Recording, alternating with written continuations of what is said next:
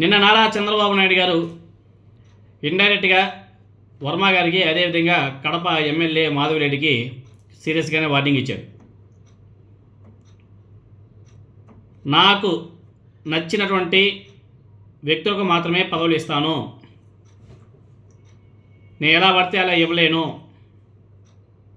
నేను ఎవరికి సీట్ ఇస్తే, ఎవరికి పదవి ఇస్తే వాళ్ళకి మీరందరూ కూడా సపోర్ట్ చేయాలి అని చెప్పేసి డైరెక్ట్గానే వర్మ గారికి, అదేవిధంగా మాధవిరెడ్డికి సీరియస్గానే వార్నింగ్ ఇచ్చారు చంద్రబాబు నాయుడు గారు.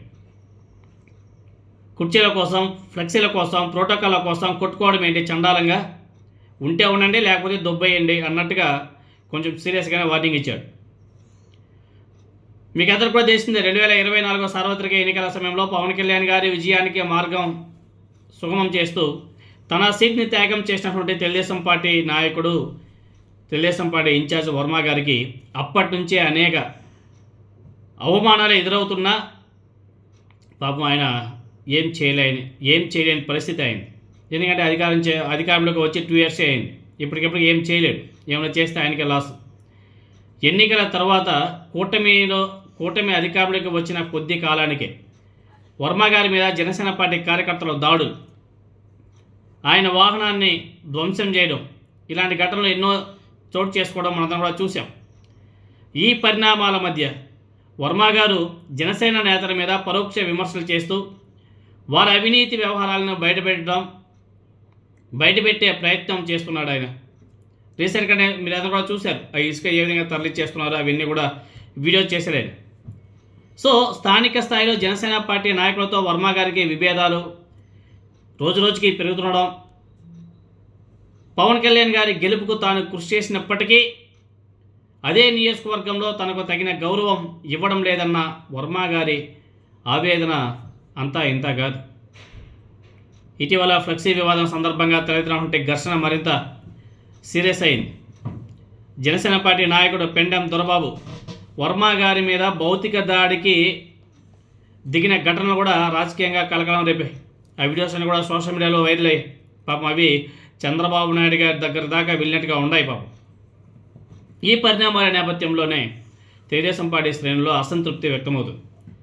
చంద్రబాబు నాయుడు గారు తాజాగా నిన్న మాట్లాడినటువంటి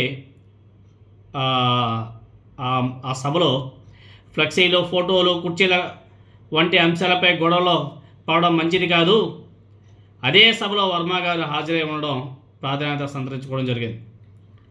ఈ వ్యాఖ్యలను పరోక్షంగా సందేశంగా భావిస్తున్న వర్మ అనుచరులు, అదేవిధంగా తెలుగుదేశం పార్టీ కార్యకర్తలు సోషల్ మీడియాలో తమ అభిప్రాయాలను కూడా వ్యక్తం చేస్తున్నారు.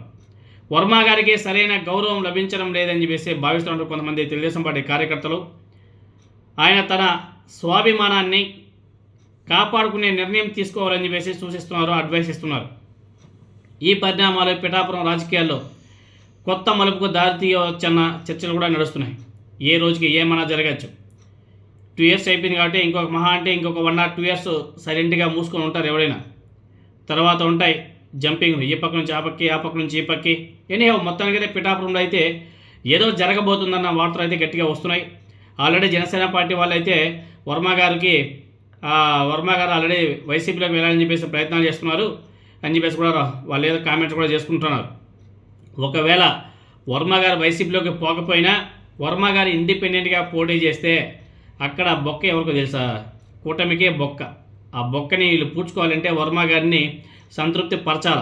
ఎందుకంటే ఆయన ఇండిపెండెంట్గా గెలిచి ఎమ్మెల్యేగా గెలిచినటువంటి వ్యక్తి, ఇండిపెండెంట్గా పోటీ చేసి ఎమ్మెల్యేగా గెలిచినటువంటి వ్యక్తి ఆయన.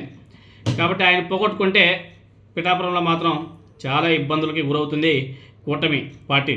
మరి ముందు రాజకీయాలు ఎలా ఉంటాయని కూడా చూడాలి.